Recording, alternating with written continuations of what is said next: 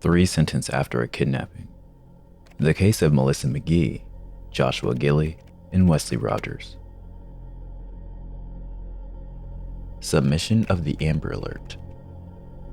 Allegedly, on Monday, June 6, 2011, an Amber Alert was issued in the state of Alabama. A string of events had taken place weeks prior, and on that Sunday night, malicious acts were carried out, ultimately ending in a kidnapping. On that day, 3 children were abducted by 3 suspects. From there, an Amber Alert was created, and by the time it was sent out, only 2 out of the 3 children had been found.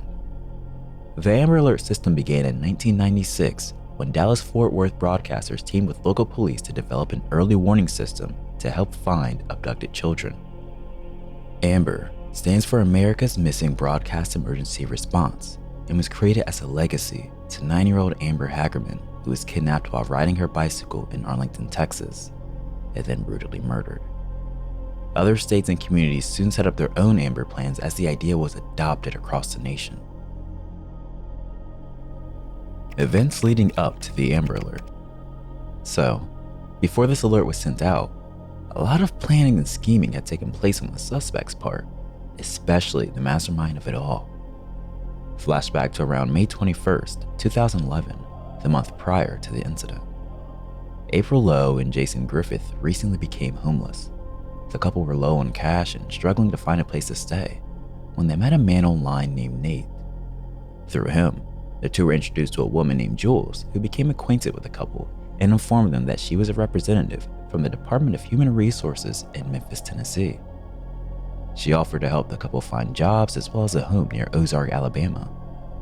Understandably desperate to get back on their feet, this piqued the couple's interest, and they decided to pack a few light things and drive over there with their children, a 2.5-year-old, an 18-month-old, and a 2-month-old. Upon arrival, they checked in and stayed at a little hotel along with their 3 children, all courtesy of Jules. During their stay at the Ozark Inn, Jules met face-to-face with April and Jason.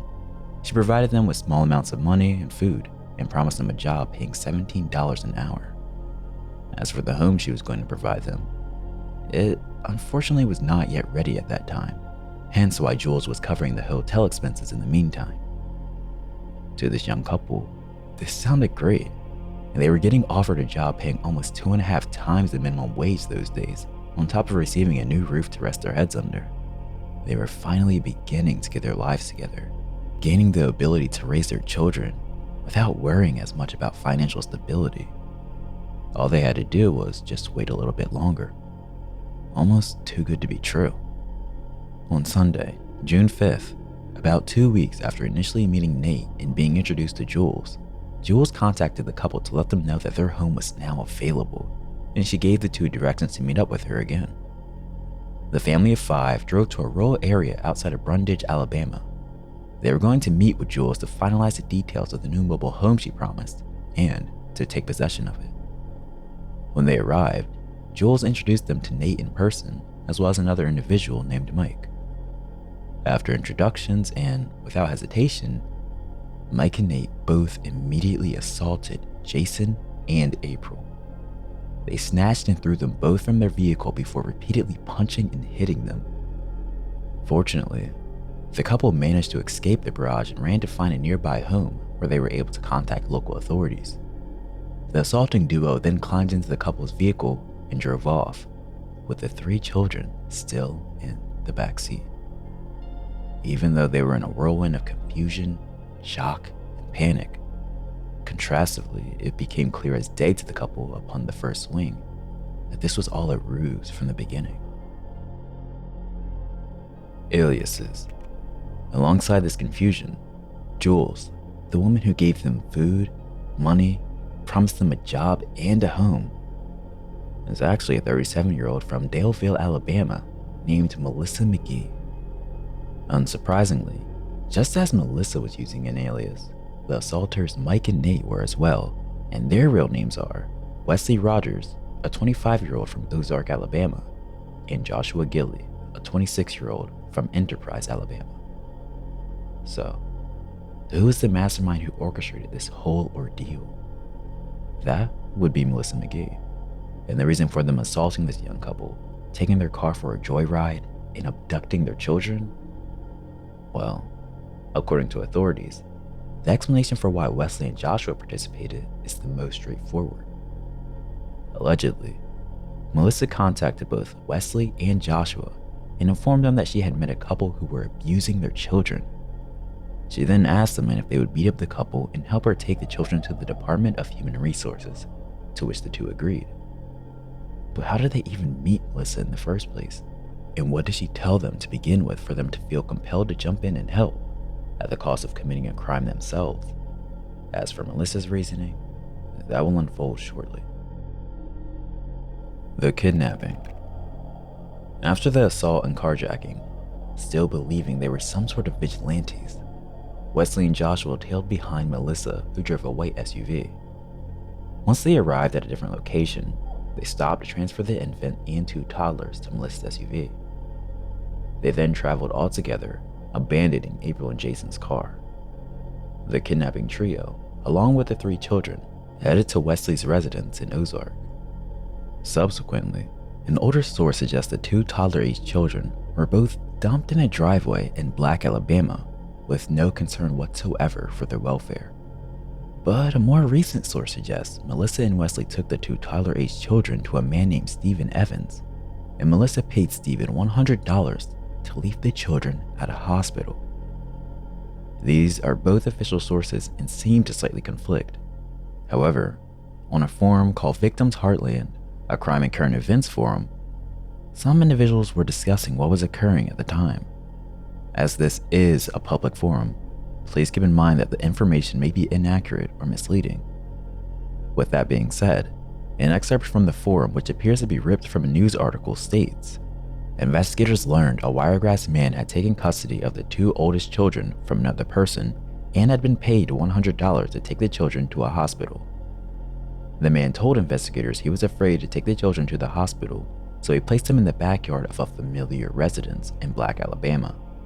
The people living there later noticed the two children wandering alone in their yard and took them to a hospital in Defuniak Springs, Florida. This may help establish a connection between the two sources. If this is true, then it is likely that the kidnappers brought the two toddlers to Stephen Evans and paid him $100 to leave them at a hospital. Stephen may have gotten cold feet from the thought of being caught by hospital workers or even camera surveillance, and opted to leave them at an unsuspecting resident's driveway, where they were later found. Amber Alert. This leads us back to the time when the Amber Alert was sent out. The 2-month-old was separated from their siblings and was still yet to be located. Thus, an Amber Alert was sent out with a description of the baby the next day. Less than 48 hours after the crime occurred, law enforcement officers were able to track down the baby to a private residence in Dothan, Alabama. The woman who lived there was actually a friend of Melissa. The woman told authorities that she had agreed to watch the baby for her, and she was told by Melissa that it was her own child. The charges and sentence hearing. It is a federal crime to take a motor vehicle by force and violence or by intimidation. If convicted of the charge, Wesley Rogers and Joshua Gilley each potentially face a fine of up to $250,000 and a possible sentence of 15 years in prison with 3 years supervised release. Melissa McGee potentially faces a fine of $250,000 and a possible sentence of 25 years to life in prison with not less than 5 years supervised release. On July 20th, 2012, Wesley and Joshua both pleaded guilty to carjacking, and Melissa pleaded guilty to kidnapping. The U.S. attorney stated that these three not only endangered these young children by kidnapping them from their mother, but they dumped the two older children in a driveway in rural Alabama, showing no concern for their welfare. Their behavior was inexcusable, and they should spend substantial time in prison. We are proud of our judiciary in this case for sending a message that these crimes will not be tolerated. Ultimately, on January 16th, 2013, Wesley Rogers was sentenced to 2 years and 8 months in prison for aiding and abetting carjacking. Joshua Gilley was sentenced to 3 years and 10 months in prison for aiding and abetting carjacking. And Melissa McGee, the one who created this entire situation, was sentenced by the same judge to 17 years and 6 months in prison for aiding and abetting kidnapping. Subsequently, Melissa appealed her sentence. Melissa attempting to shorten her sentence. In October of 2013, Melissa argued that in relation to her acquaintances, her sentence is unreasonably substantially greater than theirs, and her sentence is more than necessary for the act committed. Melissa claims her criminal history is akin to her co-defendants, and that her personal circumstances also vary vastly from them. She claims that her actions were caused by her severe borderline personality disorder and aggravated by her depression. Borderline personality disorder, or BPD, is characterized as a pervasive pattern of instability of interpersonal relationships, self-image and effects, and impulsivity. Symptoms in borderline personality disorder include intense fear of being abandoned, feelings of emptiness and boredom, displays of inappropriate anger and unstable emotions, and impulsiveness. Individuals with BPD also may have their feelings about a person drastically and suddenly change based off of a single action or interaction.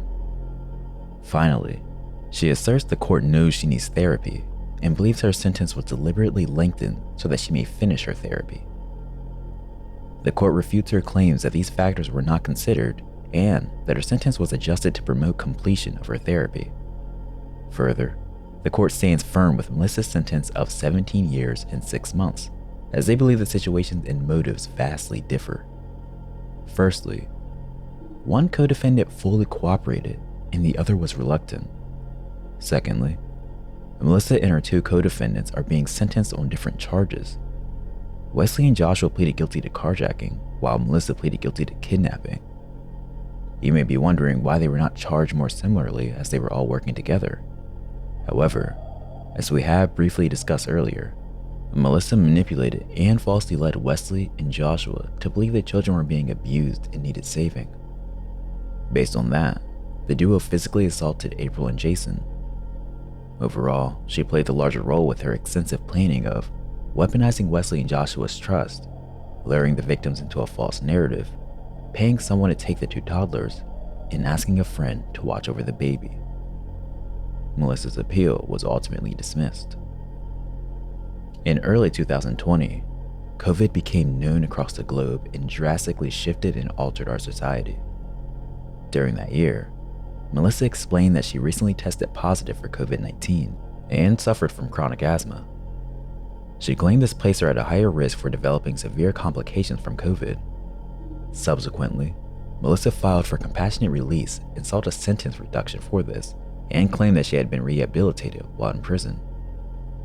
She again pointed out that she was a first-time offender and that she also obtained her GED and completed other programs while incarcerated.